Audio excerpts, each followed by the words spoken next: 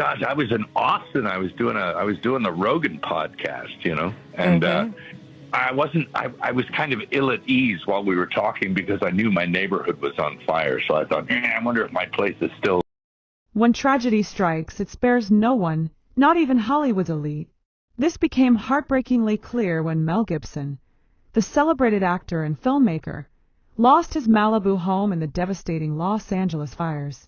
What makes this story even more compelling is that the tragedy unfolded while Gibson was hundreds of miles away, recording an episode of the Joe Rogan Experience in Austin, Texas.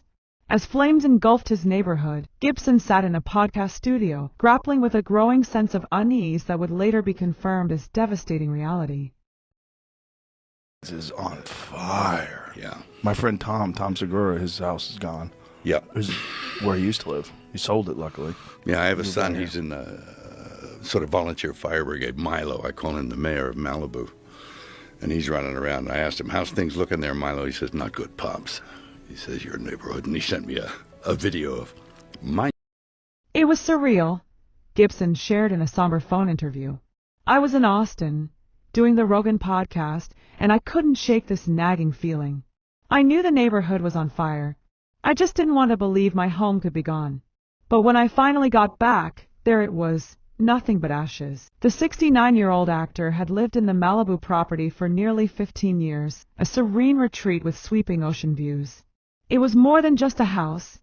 It was home, a place where he raised his family, created memories, and found solace away from the Hollywood spotlight. But in the face of the Palisades fire, which tore through Los Angeles with ferocious intensity, it became clear that even the most cherished sanctuaries are vulnerable. It was surreal, Gibson shared in a somber phone interview. I was in Austin, doing the Rogan podcast, and I couldn't shake this nagging feeling. I knew the neighborhood was on fire. I just didn't want to believe my home could be gone.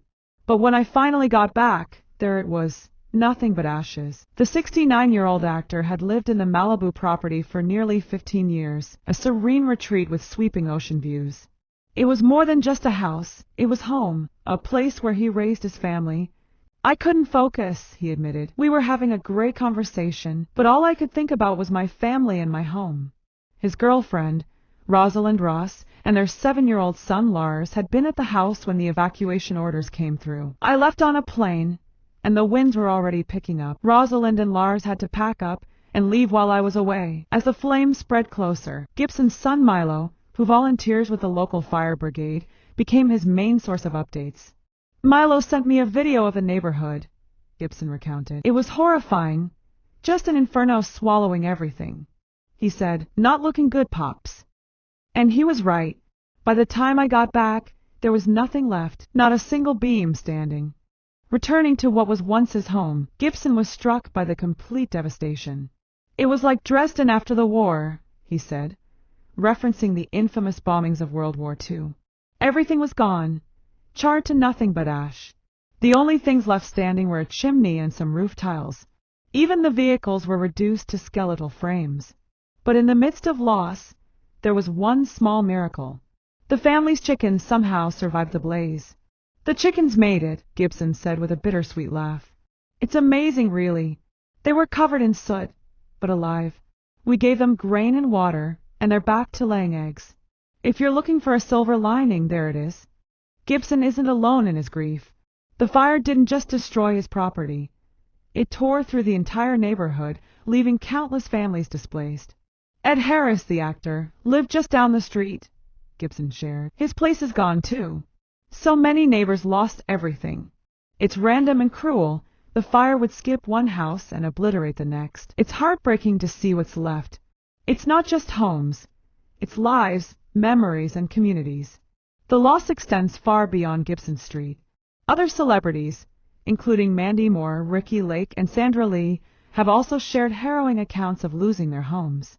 Mandy Moore described the scene as numbingly surreal, while Sandra Lee broke down in tears, saying, I don't have a home anymore. I don't know what to do. As for Gibson, the road ahead remains uncertain.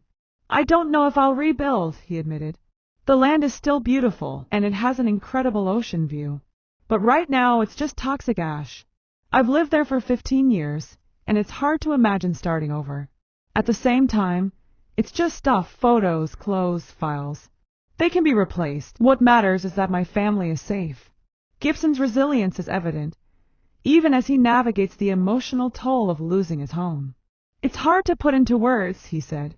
You think about everything that was there, things you'll never get back. But at the end of the day, it's the people you love that matter most. Everything else is secondary. The fires that destroyed Gibson's home are part of a growing crisis in California, where extreme weather and climate change have made wildfires increasingly frequent and destructive. The Palisades fire alone consumed thousands of acres, leaving a path of devastation that will take years to recover from. As Gibson and his neighbors begin to pick up the pieces, the broader message is clear. This is a wake-up call for everyone. These fires are getting worse, Gibson said. We need to figure out how to protect our communities, our homes, and our future. It's not just about rebuilding, it's about rethinking how we live in these fire-prone areas. In the face of such loss, Gibson remains hopeful. His humor, even in the darkest moments, is a testament to his resilience. Well, at least I won't have to deal with plumbing problems anymore, he joked. That's something, right? As he considers his next steps, one thing is certain. Gibson's story is a poignant reminder of the fragility of life and the strength of the human spirit. Whether he rebuilds or moves on, his focus remains on what truly matters: family, health, and the enduring hope that brighter days are ahead. This tragic chapter in Gibson's life is just one part of a much larger story unfolding in California. For those who have lost everything, the road to recovery will be long and arduous. But as Gibson himself said, we'll go through the motions and we'll get through it. These are just things. What matters most is still here.